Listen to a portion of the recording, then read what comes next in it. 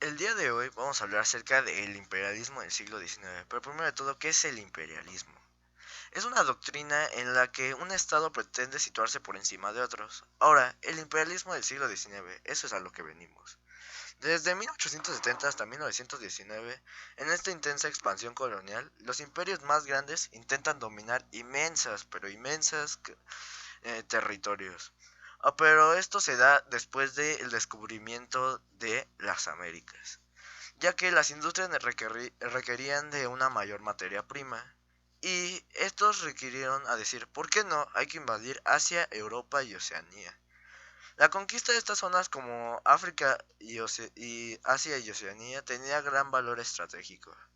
Inglaterra fue el primer caso de imperialismo por sus altas posibilidades económicas y marítimas. Este desató toda la furia y todas las potencias de esa época intentaron conquistar todos los territorios africanos. Las potencias lucharon contra tribus y opositores que no querían que les quitaran sus tierras, pero no lograron derrocar a las potencias, pues ellas eran muy poderosas. Las consecuencias son la pérdida cultural en algunas tribus, la reordenación geográfica tras esta llegada de las potencias, la aparición de grandes imperios africanos, indígenas que se van o se quedan a través de trabajar como obrero y con muy malas pagas, y pueblos que dejan su cultura, su lengua y sus tradiciones. Gran Bretaña justificaba sus atroces actos como causas políticas y económicas. Se da la ideología basada en el darwinismo, que algunas civilizaciones prosperan más que otras, y otras se puede extender sobre las otras. Y también se da la ideología de supervivencia del más apto, por lo que empiezan la aniquilación de indígenas, dando políticas de mejora de raza aria. El hombre blanco, la raza más evolucionada del planeta. Finalmente empieza la Primera Guerra Mundial como lucha de potencias por uno querer superar al otro. Ahora vamos a hablar acerca de el repartimiento de las colonias en África. En África hubo varios colonizadores, entre ellos estaban las colonias británicas, las colonias francesas y las colonias españolas, pero hubo de mayor relevancia debido a su expansión territorial. Por ejemplo, hay que poner la francesa. Francia ocupó la mayor parte de África Occidental y algunos países como Gabón y Madagascar. Este incluso llegó a ocupar Indochina. También estuvo el Imperio Español, que ocupó una poca parte.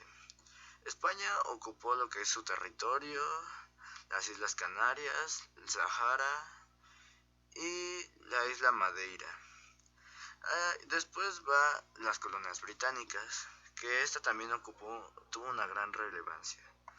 Por ejemplo, entre sus colonias están Egipto, Sudán, la colonia del Cabo, India y Australia. También estuvo Italia, la que fue conformada por su territorio, que hoy es Italia, Libia, Somalia, y creo que eso es todo. Estos fueron algunos ejemplos. Británico, hubo distintas formas de organización. Las colonias no tenían gobierno y dependían de la metrópoli. La autoridad solía estar en manos de un gobernador. Estos territorios eran los que más sometidos estaban a los intereses económicos de la metrópoli. Los protectorados, teóricamente existía un gobierno indígena al que respetaban, pero en la práctica era un gobierno paralelo al denominante. Esta fórmula no se implantó en todos los territorios, sino solo en los que había un estado estructurado y habían tenido relaciones internacionales. Los mandatos nacieron después de la Primera Guerra Mundial para administrar los territorios dependientes de las potencias perdedoras. Ejercían la tutela sobre el territorio en representación de la Sociedad de Naciones. Ahora, las colonias de doblamiento aseguraban el establecimiento de las colonias abundante población europea. Estos territorios dispusieron pronto de un sistema de parlamento propio, aunque tenían cierta dependencia de la metrópoli. Este tipo de territorios colonizados fueron llamados dominios. Este video fue elaborado por Héctor Hernández Cepeda. El día de hoy vamos a hablar acerca del imperialismo del siglo XIX, pero primero de todo, ¿qué es el imperialismo? Es una doctrina en la que un Estado pretende situarse por encima de otros. Ahora, el imperialismo del siglo XIX, eso es a lo que venimos. Desde 1870 hasta 1919, en esta intensa expansión colonial, los imperios más grandes intentan dominar inmensas, pero inmensas territorios. Pero esto se da después del descubrimiento de las Américas, ya que las industrias requerían de una mayor materia prima. Y estos requirieron a decir, ¿por qué no? Hay que invadir Asia, Europa y Oceanía. La conquista de estas zonas como África y Asia y Oceanía tenía gran valor estratégico. Inglaterra fue el primer caso de imperialismo por sus altas posibilidades económicas y marítimas. Este desató toda la furia y todas las potencias de esa época intentaron conquistar todos los territorios africanos. Las potencias lucharon contra tribus y opositores que no querían que les quitaran sus tierras, pero no lograron derrocar a las potencias, pues ellas eran muy poderosas.